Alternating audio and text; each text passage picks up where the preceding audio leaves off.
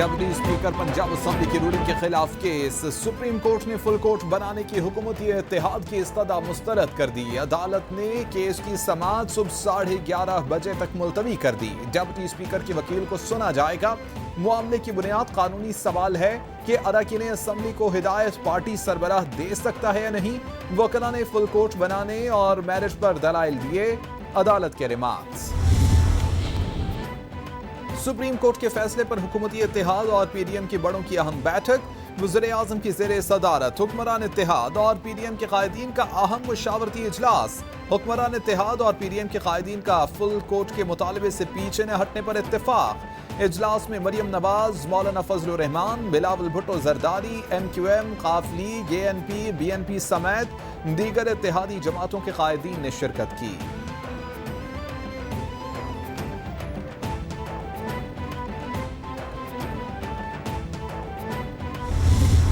अगर full court मुस्तरद किया जाता है तो हम भी अदलिया के इस फैसले को मुस्तरद करते हैं और हम अब इस केस के हवाले से इस बेंच के सामने पेश नहीं होंगे। तीन सुप्रीम कोर्ट जजेस ये फैसला सुन रहे हैं और हमारा इत्तेहाद उस प्रोसीडिंग्स को बॉयकॉट करेंगे। हुकूमती इत्तेहाद का फुल कोर्ट न बनाने के फैसले को तस्लीम करने से इनकार। मौलाना फजलुर रहमान बोले कि इंसाफ की बालादस्ती के लिए फुल कोर्ट की तजवीज़ दी। 3 रुकनी बेंच के सामने पेश नहीं होंगे। चाहते हैं कोई इदारा मुदाखलत न करे। बिलावल भुट्टो जरदारी कहते हैं कि सुप्रीम कोर्ट पार्लियामेंट के दायरा कार में मुदाखलत कर रही है। जब तक हमारा मुतालबा नहीं माना जाता समाअत का बायकॉट करेंगे। समझते हैं कि अदालत का फुल बेंच बैठे और फैसला दे।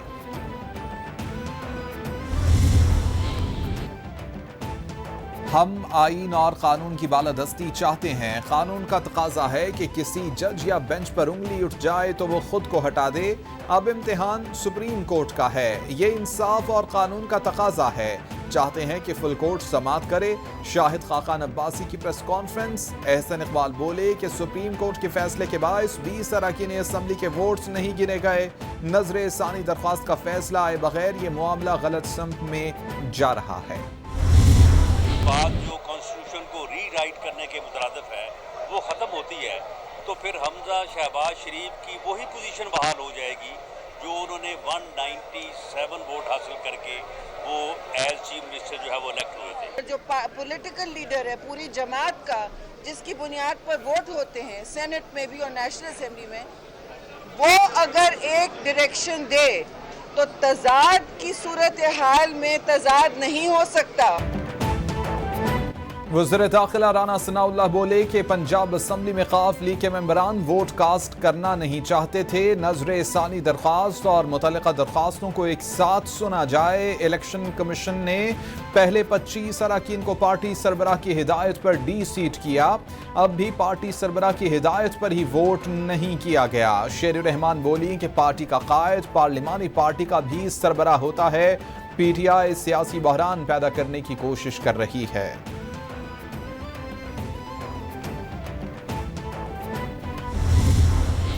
आज तक नून लीग धांधली के बगैर इख्तियार में आई ही नहीं। उनको आदत ही नहीं है।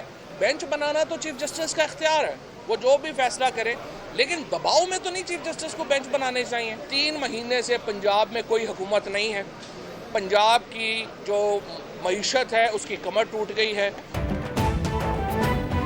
बेंच बनाना चीफ जस्टिस का इख्तियार है। अफसोस है कि जो समाअत हुई वो लाइव नहीं थी। चीफ जस्टिस इस तरह के मुकदमात को लाइव सुनने की इजाजत दें। मरियम नवाज एंड कंपनी के पास केस को लंबा करने के लिए दलील नहीं। काफ लीग की पार्लिमानी पार्टी के 10 में से 9 मेंबरान अदालत में मौजूद हैं। आज पीडीएम की हालत बच्चों की तरह की थी। नून लीग को धांधली के बगैर इख्तियार में आने की आदत नहीं। फवाद चौधरी की मीडिया से गुफ्तगू। जो भी वकील उठता था तो वो ये नहीं अपना दिफा पेश करता था कि क्यों डिप्टी स्पीकर ने सही फैसला किया। सिर्फ फरियाद ये होती थी कि किसी तरीके से टाइम हमें और दे दिया जाए और फुल कोर्ट के ऊपर ये केस छोड़ दिया जाए। फुल कोर्ट बनाने का मुतालिबा था ही गलत, जिसे अदालत ने मुस्तरद कर दिया। किसी वकील ने डिप्टी स्पीकर की रूलिंग पर बात नहीं की। हुकूमती वकला की कोशिश थी कि किसी तरह वक्त दे दिया जाए। रहनुमा PTI असद उमर की मीडिया से गुफ्तगू, बोले कि हुकूमती वकला ने केस के मेरिट पर कोई भी बात न की। कोई मेरिट है ही नहीं, क्योंकि आर्टिकल 63 बिल्कुल वाज़ेह है।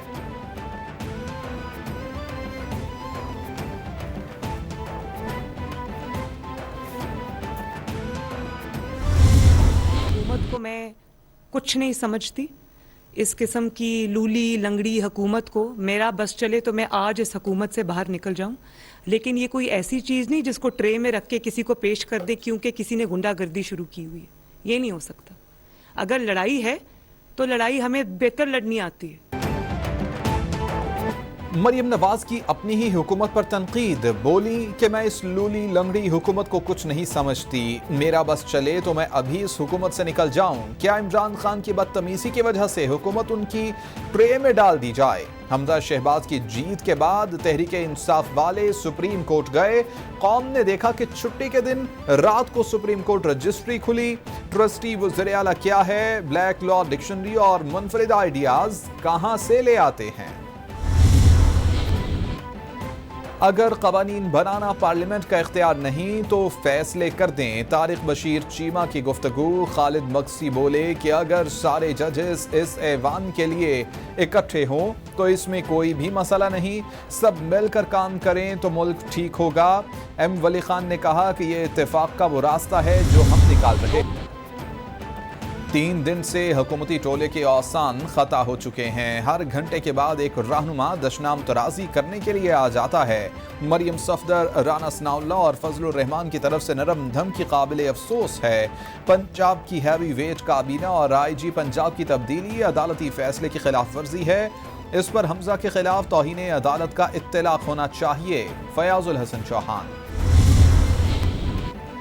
मुस्लिम लीग नून ने वज़ीर आज़म शहबाज शरीफ के सॉफ्ट मुदाखलत के हवाले से बयान की तरदीद कर दी। मुस्लिम लीग नून और वफाकी वज़ीर मरियम औरंगज़ेब का मौक़िफ़ सामने आ गया। खबर को हक़ाइक़ के मनाफ़ी करार दे दिया गया। मरियम औरंगज़ेब कहती हैं वज़ीर आज़म के सॉफ्ट मुदाखलत के हवाले से खबर में कोई भी सदाकत नहीं, खबर बेबुनियाद और गलत है। वज़ीर आज़म ने ऐसा कोई भी बयान नहीं दिया। कानून की हुक्मरानी के लिए पुरज़्म हैं।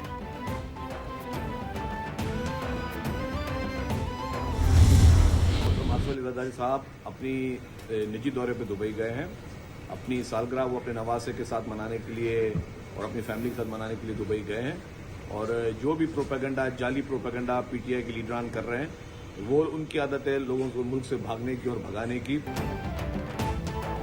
शर्जील मेमन कहते हैं कि चंद लोटों की ख्वाहिश हो सकती है, लेकिन आसिफ अली जरदारी नवासे की सालगिरह में शरीक होने के लिए गए हैं। जरदारी साहब मर्द मुजाहिद हैं, इनको भागने की जरूरत नहीं, जल्द वापस आएंगे। आसिफ जरदारी अकेले इनके लिए काफी हैं। फराह गोगी बनी गाला का किचन संभालती थीं, जमीन अलॉटमेंट और पंजाब में तबादले का काम करती थीं। काले करतूत छुपाने के लिए उन्हें भगाया गया।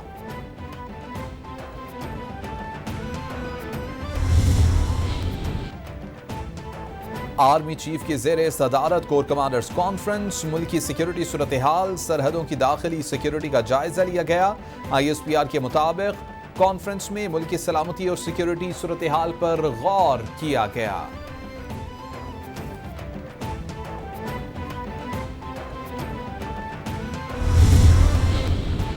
पाकिस्तान स्टॉक एक्सचेंज में मंदी के रुझान पर कारोबार का इख्तिताम। इंडेक्स 233 पॉइंट्स कमी से 39,844 पॉइंट्स पर बंद।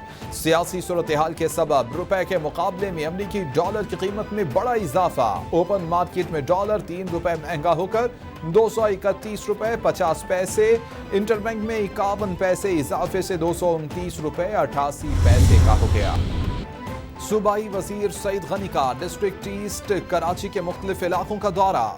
आगा खान हस्पताल के अतराफ पानी जमा होने की शिकायत पर दौरा किया। PTV स्टेशन के अतराफ भी गए। बोले कि मुकम्मल पानी की निकासी के बाद यहाँ मशीनरी और अमला मौजूद है। सईद गनी का जारी काम पर इत्मीनान का इजहार।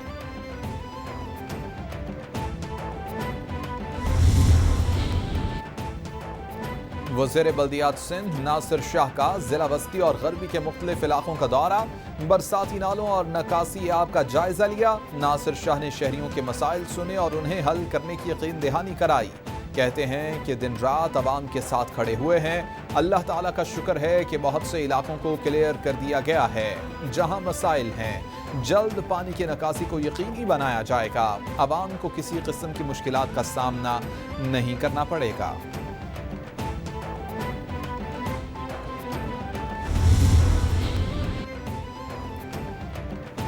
वज़ीर पार्लिमानी उमूर मुकेश चावला कहते हैं कि KPT अंडरपास को आम ट्रैफिक के लिए खोल दिया गया। वज़ीर आला सिंध मुराद अली शाह की क़यादत में काबीना अरकान नकासियात के कामों का जायजा ले रहे हैं। रात गए तक सड़कों पर मौजूद थे। कराची, हैदराबाद और बदीन की इंतजामिया से राबिते में थे।